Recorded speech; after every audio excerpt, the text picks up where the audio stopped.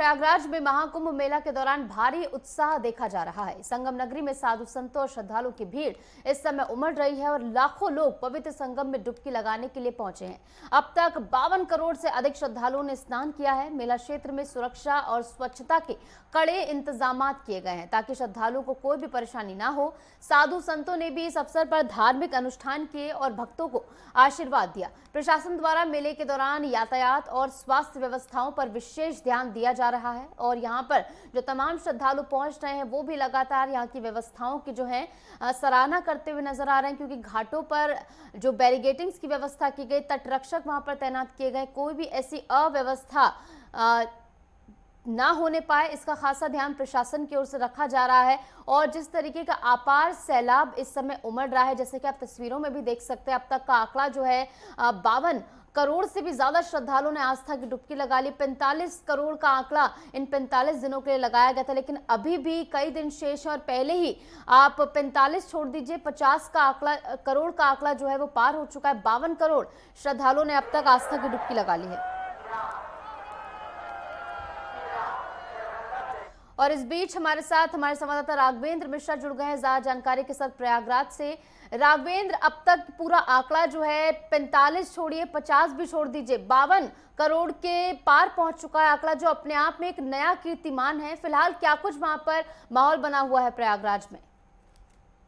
जी बिल्कुल नसीब, क्योंकि महाकुंभ को लेकर जिस प्रकार से श्रद्धालुओं में उत्साह है, उमंग है, आस्था और श्रद्धा को लेकर, और एक डुबकी लगाने के लिए जिस प्रकार से देश के कोने कोने से श्रद्धालु संगम नगरी में पहुंच रहे हैं, तो जिस प्रकार से प्रशासन का अनुमान था कि 40 से 45 करोड़ महाशिवरात्रि तक श्रद्धालु पहुंचेंगे, किंतु अगर कल के आंकड़ों की बात किया जाए तो कल 52 करोड़ 96 लाख जो है श्रद्धालुओं ने स्नान कर लिया था। अगर अभी सुबह 8 बजे के आंकड़ों की बात किया जाए तो लगभग 36 लाख श्रद्धालुओं ने पुण्य की डुबकी लगा लिया है। तो इस प्रकार से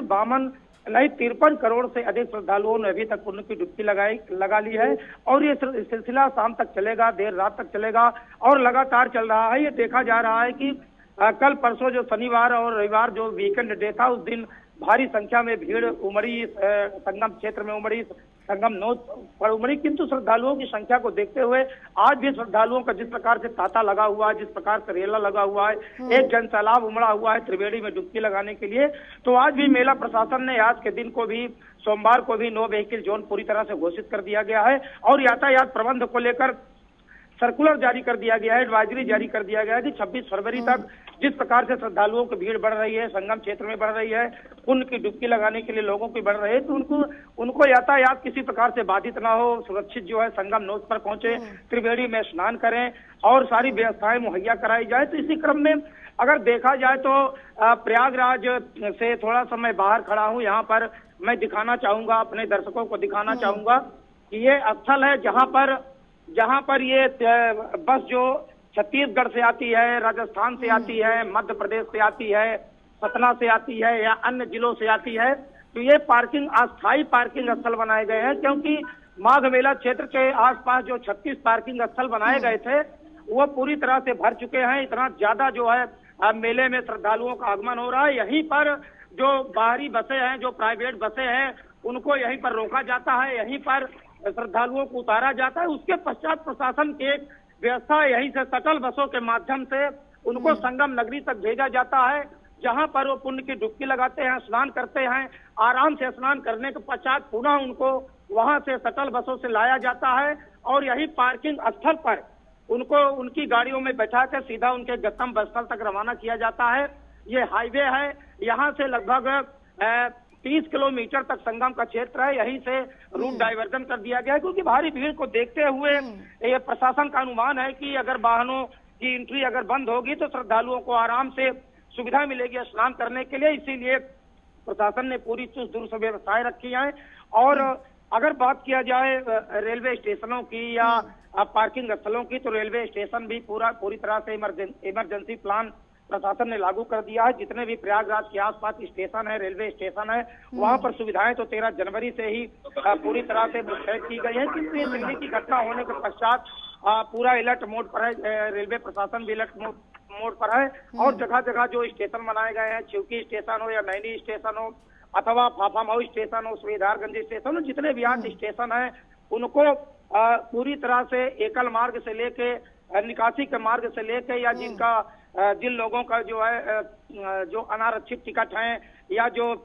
आरक्षित टिकट है उनको एंट्री दी जाती है, और जो भीड़ का दबाव बढ़ता था स्टेशनों पर उसको पूरी तरह से रोक दिया गया है, क्योंकि उसके आसपास जो अन्य जगह निर्धारित की गई है शासन की तरफ से, खुसरो बाग है या अन्य पार्किंग स्थल है, वहां पर श्रद्धालुओं को रोका जाता है जिससे स्टेशनों पर भी भीड़ न बढ़े। किंतु देखा जा रहा है निश्चित को जिस प्रकार से श्रद्धालुओं का आगमन नहीं कम हो रहा है, क्योंकि 5 स्नान पर्व बीत चुके हैं, अमृत स्नान पर्व बीत चुके हैं, उसके बावजूद श्रद्धालुओं का जो रेला संगम नोच पर पहुंच रहा है, त्रिवेणी में पुण्य की डुबकी लगाने के लिए पहुंच रहा है, एक प्रकार से कीर्तिमान है, क्योंकि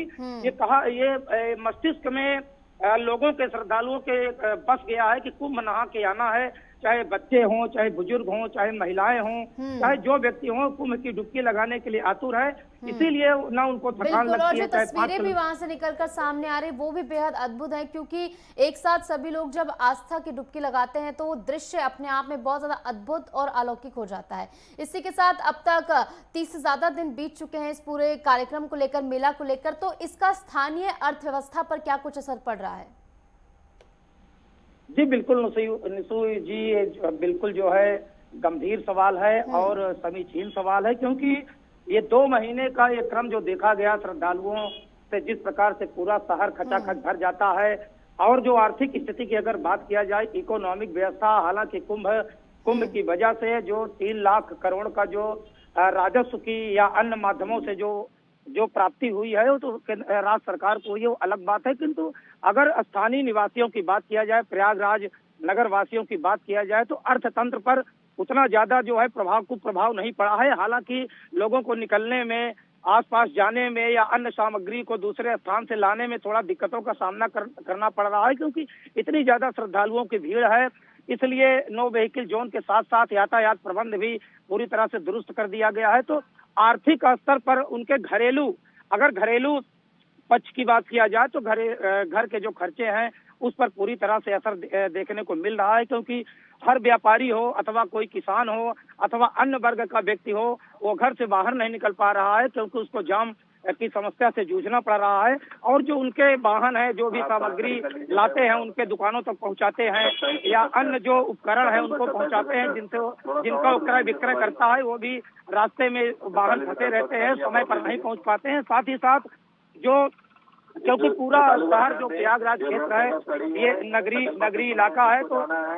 जो रोड के किनारे या गलियों में ज्यादा लोगों की दुकानें होती हैं, बड़े बड़े मॉल्स हैं, पास इलाके हैं, पूरी तरह से भरे हुए हैं, 24 घंटे श्रद्धालुओं की आवाजाही से भरे हुए हैं। तो अर्थतंत्र पर, अर्थव्यवस्था पर, उनके घरेलू व्यवस्था पर थोड़ा असर हुआ है। किंतु